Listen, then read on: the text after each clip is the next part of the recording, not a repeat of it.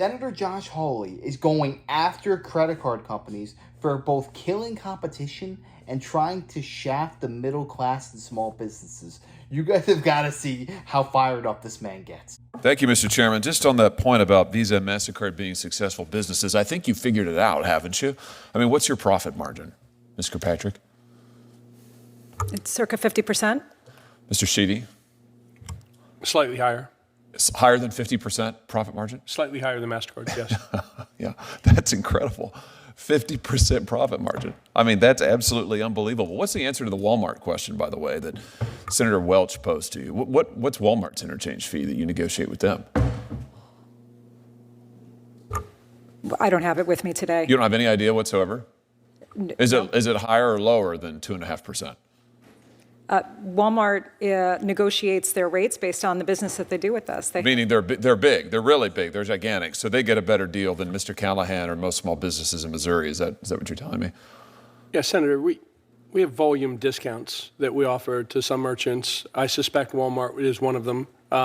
And, I don't believe that it's commercially unreasonable to get an arrangement where in exchange for more volume, a merchant can qualify for lower rates? Well, I'm sure it's not commercially unreasonable for Walmart, or certainly it's in their financial interest and in yours, but I doubt it's in Mr. Callahan's financial interest. And my question to you, Mr. Callahan, is when you've got Walmart and other major competitors getting charged much less than you are, why in the world would you stick with these guys? I mean, why is it that small businesses continue to use Visa and MasterCard when you're getting charged so much more? It's in my opinion, it's a matter of convenience for the customer, and customers matter to our business. Maybe is it because that Visa and MasterCard are effectively monopolies? They control 80% of the market. Certainly part of the 80% of the market. I'm just having a hard time understanding, Mr. Sheedy and Ms. Kirkpatrick. You have a business model. You're making over 50% profit margin. You are able to give the shaft to small businesses. Estimated cost to Missouri businesses from these fees is $1.5 billion. That's with a B, $billion a year. Why aren't all of these businesses running away from this model? Because they don't have a choice, because you control so much of the market. This is classic monopolistic behavior, and yet your testimony here today is you don't want any competition. You have 80% of the market, but you don't want any more competition. I'm having a hard time finding that position defensible, let alone sympathetic. I mean, it's unbelievable the amount of money that you're making. It's unbelievable what you're charging small businesses and consumers, and yet your testimony is, please, we can't possibly have any competition. I mean, let's talk about what you're doing to consumers who hold your cards. Last year, as I understand it, there were 726 million Visa and MasterCard credit cards issued in the United States. That's about 2 for every 1 person in the United States of America. Do either of you know how much debt is owed on your networks, Ms. Kirkpatrick? We're not the bank, so we don't have visibility into that information. We also don't generate revenue from interchange. Oh, okay, you have no idea. Mr. Sheedy, do you know? I don't know. Well, let me help you out. Let's have a look. It's $1.17 trillion. $1.17 trillion is what consumers now owe on your credit card networks. Do either of you know what the average interest rate is on your networks? Ms. Kirkpatrick? Oh, Senator, we're not the bank. We don't set the interchange. I know, we don't but set you the benefit rates from it, and you know. Do you know what it is? This is your business model. We don't collect revenue from Mr. interest Sheedy, rates. do you know? I don't, Senator. I mean, do either of you read the newspaper? Forbes magazine just estimated last week that the average credit card APR in your networks is 28.75%. Average. 29%, let's call it. 29%. It's nearly doubled in the last 4 years.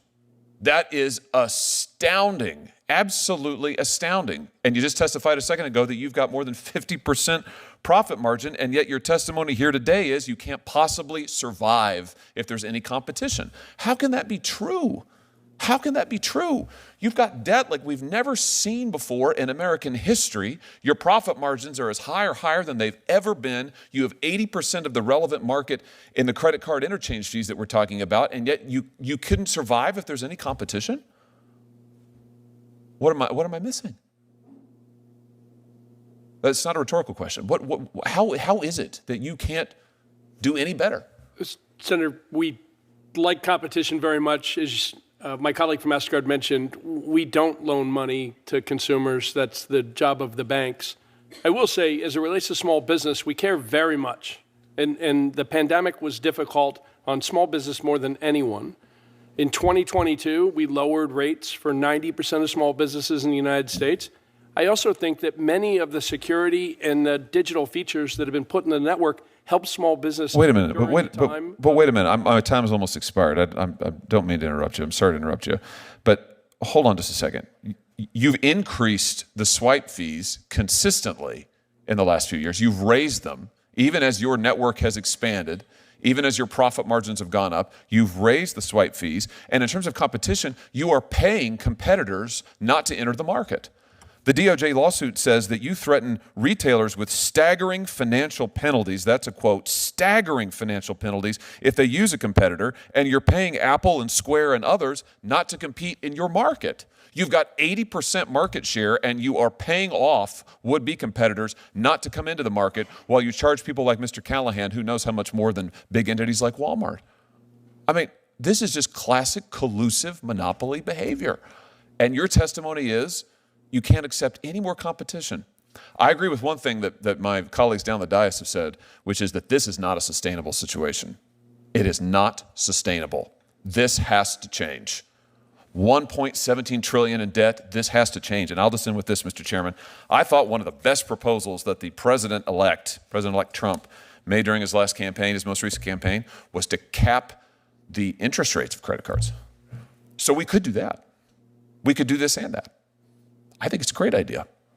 I don't know why 30% interest rate should be charged on debt like this. I don't understand it. And I don't understand why you won't accept the smallest modicum of competition when it comes to these retailer fees. And I'm just here to tell you, this will not stand. When people talk about some of the best senators that we have in this nation, Josh Hawley should be in your first breath each and every time. This man is doing his best to stand up for the little people. Stand up for the people who do not have a voice themselves. Because how many times in DC do you see these politicians who make a couple $100,000 a year with their salary, but they're worth tens of millions of dollars? I see that, and I think it's abundantly clear you're selling out the people to enrich yourself. Whereas Josh Hawley, I just get the vibe, he doesn't care about the money. He's doing this because it's the right thing to do, and he knows in the long run, God will have favor on him because he was looking out for us. This man brings the heat almost unlike anybody else in DC. The only senator who gives him a run for his money, in my mind, is John Kennedy. These two guys are pit bulls, and they do not stop until they get the answer that they want to hear. Could you imagine the type of America we would live in if all 100 senators were like this man? This is what gives me hope for America. People who are as straightforward as this man here. And in regards to these credit card companies, I feel like they are only focused on the bottom line and squeezing the most amount of money out of each and every person, no matter the repercussions. How many Americans are swimming in debt, trying their hardest to pay the interest payments every single month, trying to keep up, but it's getting harder and harder and harder. So what Hawley was proposing on how you have to cap these fees once it gets to an extent, I agree with. I believe that's the right course of action, because if we just let these credit card companies have at it at the American people, it's not going to end up well. The middle and lower class of America is going to greatly suffer. And it is all due to one thing, and that is greed.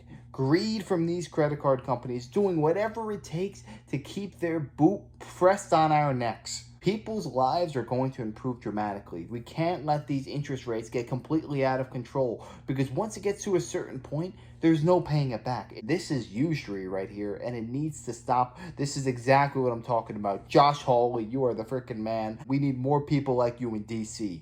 But yeah, let me know your thoughts on this down below. Who is your favorite senator out there today who is widely forgotten? Not the John Kennedy, Senator Hawley's, Ted Cruz. Give me someone that's like under the radar that you really do admire. Let me know. I'd love to hear that. And if you enjoyed, make sure to smash that like, comment, subscribe, and wish you guys nothing but the best. Till next time.